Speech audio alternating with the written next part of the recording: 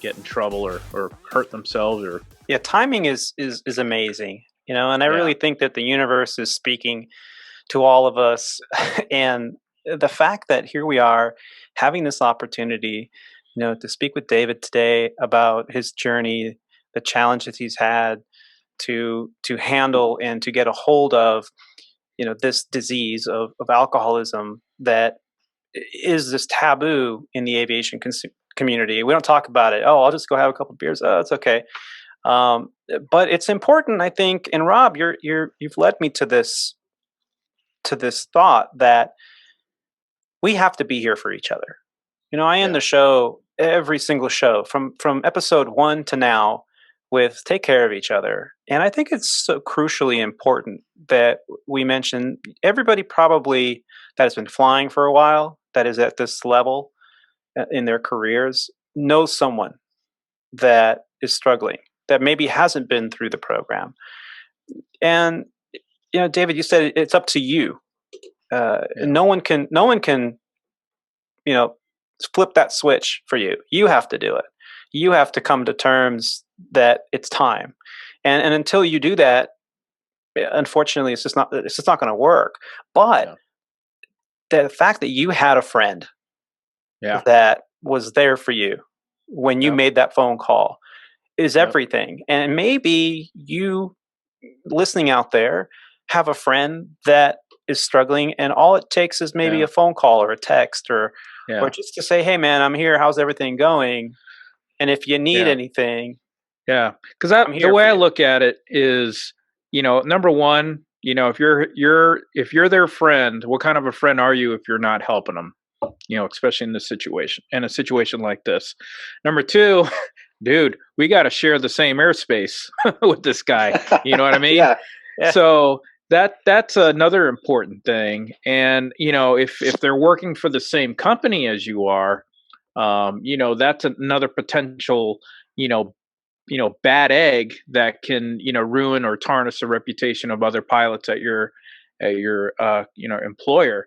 So, and the list can go on and on and on, but, those are just some of the things that, I always think about. Number one, just, if you're a friend, I would want somebody to tell me, hey, look, Rob, I got this great friend who works at this place and we should go talk to him. If I had a problem, that would be, but, obviously I'm not in that boat. So at least I don't think I am. I don't drink.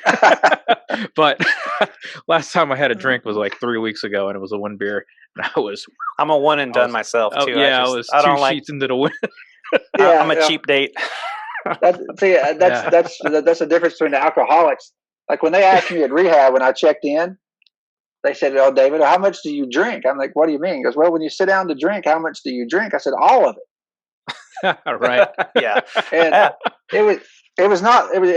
She goes, "What do you mean?" I said, "Well, whatever amount of alcohol you put in front of me is what I would." Sure. Do. Yeah, that's serious. You're serious. But from an alcoholic's perspective, now when it comes to friends, here's what an alcoholic will do to you. If you go to your buddy you're talking about earlier that you thought, he is an alcoholic, 3 marriages and so forth. If you go sit down and talk to him and say, hey, I think you have an issue. You have a problem. He's not going to, he's going to say, okay, see you later. Thanks for your help. And he's not going to talk to you anymore. Yeah. He's going to, because now you are getting in the way of his drinking. He's not going to be your buddy anymore. He won't be. I wouldn't be your friend. I did that to numerous friends. Okay, really? See you later. I stopped hanging out with your son and everything. Yeah. Right. It's got to be on your own accord. Right. Now, let me ask you guys a question. You sit down in the cockpit with a guy and he smells like alcohol. What do you say to him? You're looking a little sick today. You want to call in sick? I would. First thing I'd say is it's time for us to have a talk. I need to talk to you out on the jet bridge or out on the ramp. Let's go. So you're outside of the cockpit, number one. Yeah. And then I'd say, look, man, I can smell you. If I can smell you, how'd you get down here? It's time. It's time. You either go home sick right now and get help. If you want help, I'll make a phone call. But you're not flying with me, and not today. Yeah. Get the help. Right. It's a good one. because that's what, you can't go along with it, because your life is at risk, not to mention all the other responsibilities, the mountain of responsibilities that go along with it.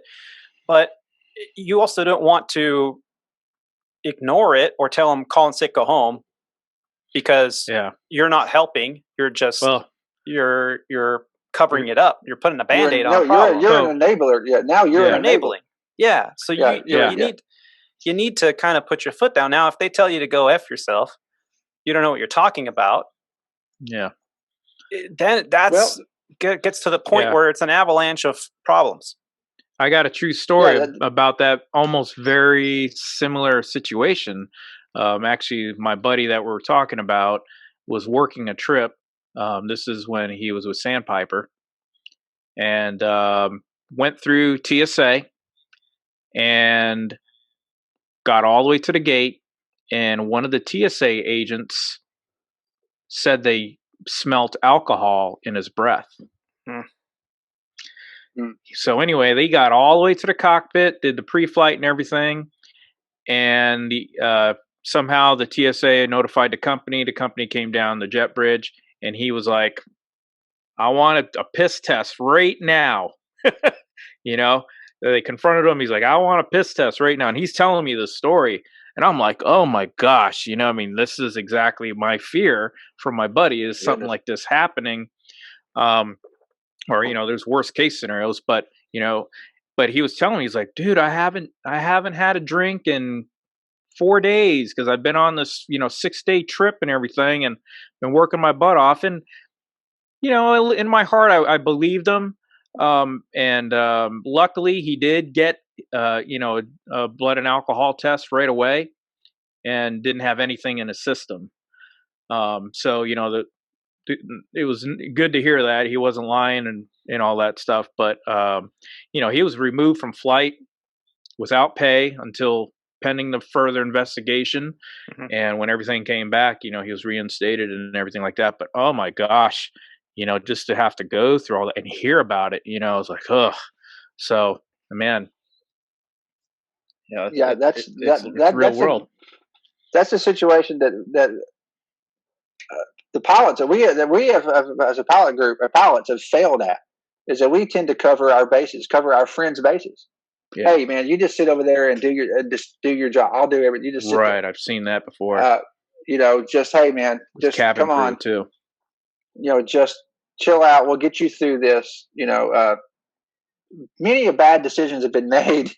And in the name of brotherhood, of camaraderie. I don't want to rock the boat. Sure. The reason I asked that question about what would you guys say is, there's all types of ways to say, look, you can, the HIMSS program, you either you make a sick call and you call the HIMSS, you can't, because we can't assess anybody, right? Right. An assessment, is how do you talk to somebody about getting assessed, right? Sure. How do you say, hey, in the airline industry, we may never see the guy for 6 months, a year. Never again will we fly with this guy. Yeah. Right. It's very hard to assess if somebody has an issue as a non-professional. So getting somebody to get assessed by a professional if they have an addiction problem, it's a hard road to go down.